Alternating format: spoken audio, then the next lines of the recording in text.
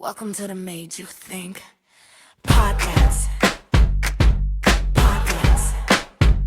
Hi. Yeah. Welcome to the Made You Think podcast.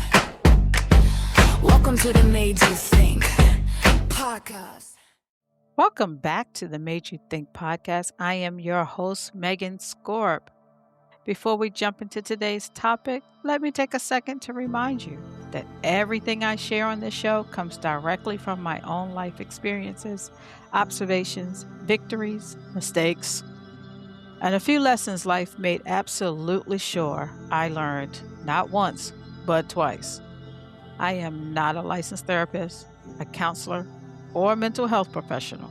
So if you are struggling with something deep or overwhelming, please reach out to a professional who can give you the dedicated support you deserve. Because I'm not here to tell you what to think. I am simply here to make you think. And today, we need to talk about a hidden kind of exhaustion. Not the kind of tired that comes from pulling an all-nighter or running errands all day or grinding at work. I'm talking about that kind of tired where your body gets a full 8 hours of sleep, you drink water, you do everything right, but your soul still wakes up saying, can we please not do today? Have you ever been that tired? I have. You know that tired where your phone lights up on the nightstand and before you even look to see who's calling or texting, you take a deep breath and sigh first. You haven't even read the message yet, but your body is already bracing itself because you know there's an issue. See, for the longest time, I used to tell myself I was just helpful. I'm a helpful person. I took pride in it. And if somebody needed advice at 2 a.m., I was awake. Needed a ride across town? Call me. Needed someone to sit on the floor and just listen to you cry? I had the snacks, the tissues, and the tea ready to go. Did you need somebody to solve a complicated, messy problem that had absolutely nothing to do with me? Apparently, I had volunteered for that position without even reading the job description. See, I wore being dependable like an Olympic sport. And let me tell you, I was going for the gold medal every single day. People in my life would look at me and say, I honestly don't know what I'd do without you. And I'd smile, brush it off and say, oh, stop. It's nothing. I'm just glad I could be here for you. But if I'm being completely honest with you today, it wasn't nothing.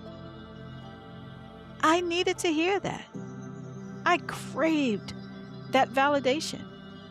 Because see, somewhere along the line, without even realizing it, I had quietly started believing that if people stopped needing me, they might stop choosing me. Did I make you think? Are you reflecting on your life? Because let me tell you how bad it got. See, I started noticing that my phone seemed to operate on a very particular schedule. It barely rang when people were happy, relaxed, or just having a peaceful Thursday. But let somebody's life start falling apart, suddenly my phone line turned into 1-800-NEED-HELP customer service hotline. I knew who was fighting with their spouse. I knew who was thinking about quitting their job. I knew who couldn't cover rent this month. I knew who was dating somebody that everybody in their life knew they shouldn't be dating, except for them. I was the keeper of everybody's secrets, the manager of everybody's crisis, and the referee for everybody's arguments. See, I knew everybody's emergency, but what I didn't know was when I quietly appointed myself as everybody's designated emergency contact. And you know what the funny part is? Nobody forced me into that position. Nobody held a gun to my head and said, "You have to save everybody." I just applied for it repeatedly, every day, without even realizing it. Because see, every single time I stepped in and solved another problem, I got a quick hit of validation. I felt important. I felt valuable. I felt needed. And see, being needed is intoxicating. It gives you that quick, powerful dose of identity, purpose, and significance. And when people rely on you, it feels like proof that you matter. But there is a dangerous line between being a supportive person and building your entire identity around being indispensable. You know? And when you build your identity around being indispensable, you stop asking yourself the most basic question. What do I actually need right now? Are you thinking? Are you reflecting? See, you start feeling guilty for just taking a nap. Guilty for saying no to an invitation. Guilty for just establishing a simple boundary and for prioritizing your own peace over someone else's drama. A lot of us were conditioned early in life to believe that our worth was tied to our performance. We learned that if we solved problems, we got attention. If we kept the peace, we got approval. If we sacrificed ourselves, we got loved. So we grew up and became, guess what? Emotional caretakers for everyone around us. The fixer, the strong friend, the peacemaker, the anchor. Meanwhile, nobody ever stops to ask if that strong friend is okay. Are you thinking? Are you reflecting? Are you in this position? Because see, eventually, you hit a wall where you realize a very lonely truth. People knew exactly where to find you when they were drowning. But when you were the one sinking, you didn't even know who to call.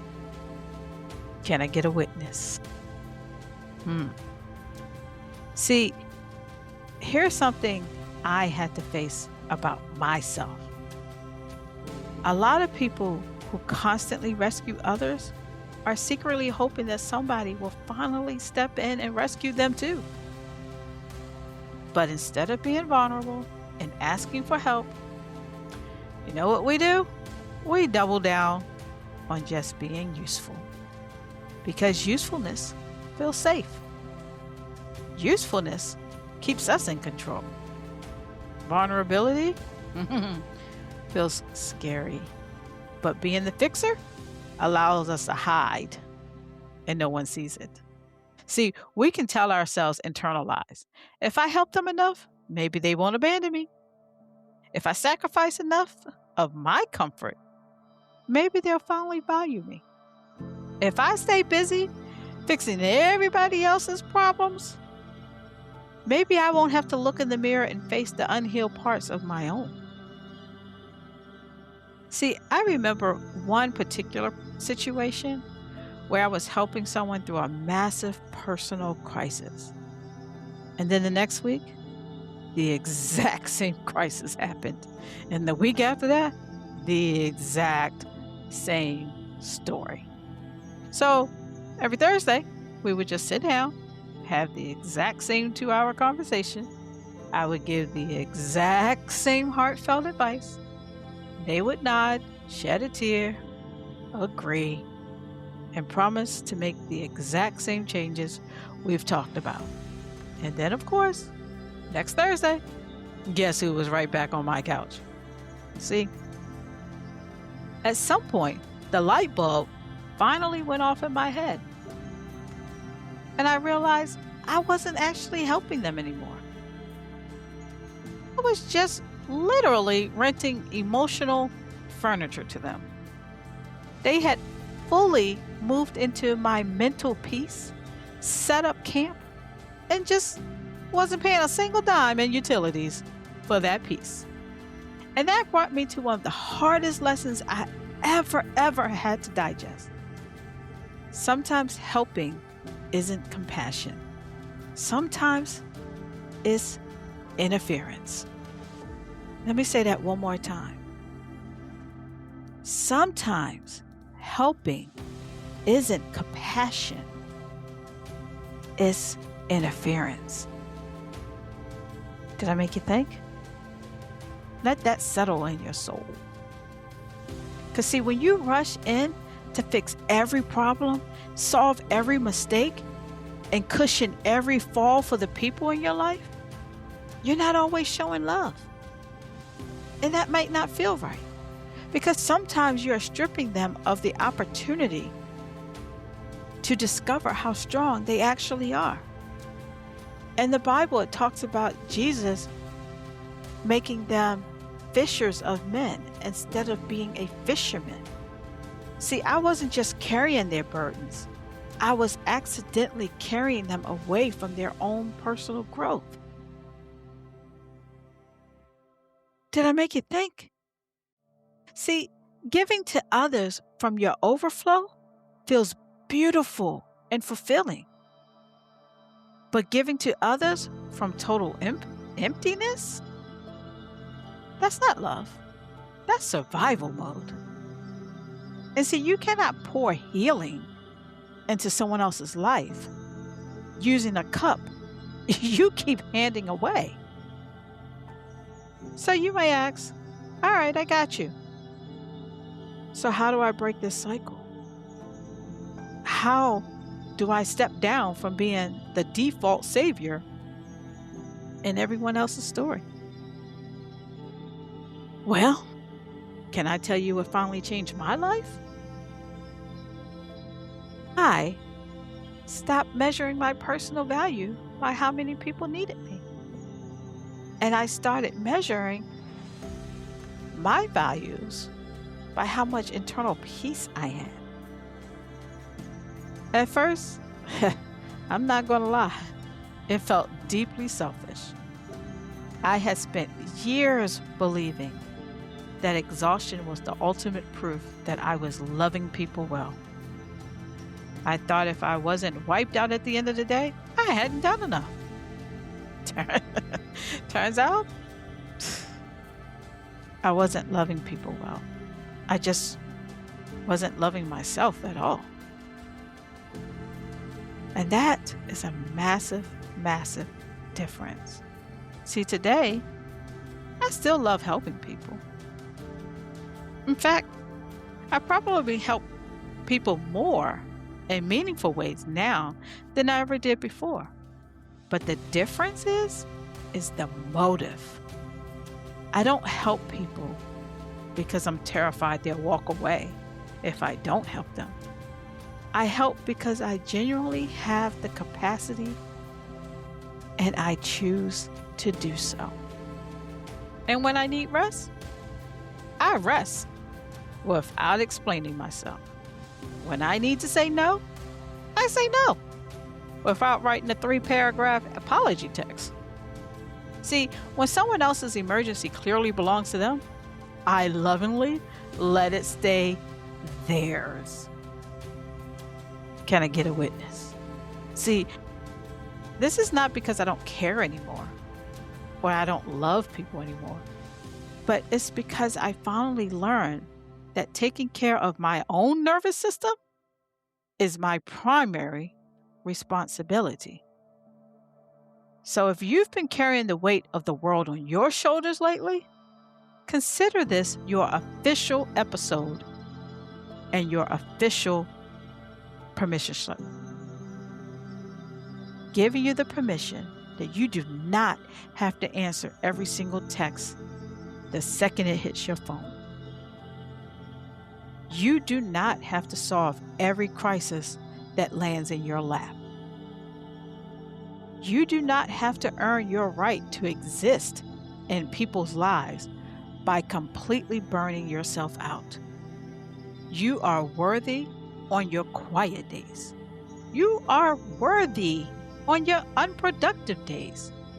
You are worthy on your healing days, not because of what you can reduce or fix for others, but simply because of who you already are.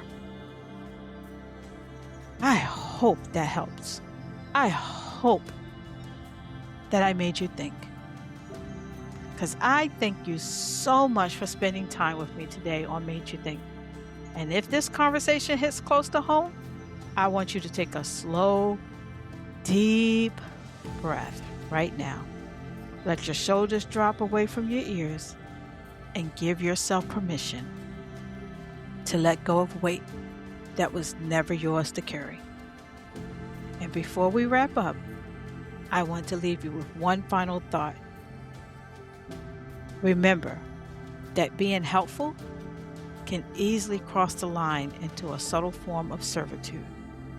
But there is a world of difference between serving others out of genuine love and laboring for others out of obligation and fear. If you want to dive deeper into the exact dynamic and figure out where you stand, make sure you go back and listen to our episode, Servant versus Worker, right after this one. It pairs directly with everything we talked about today. And if today's episode brought a little light, comfort, or clarity to your soul, please share it with a friend, family member, coworker, or that strong friend in your life who might silently need to hear it today. Don't forget to subscribe and follow along wherever you listen to podcasts. Until next time, protect your peace, set your boundaries, and keep healing, one piece at a time. Take care of yourselves. This is Made You Think Podcast. I'm your host, Megan Scorp. See you next time.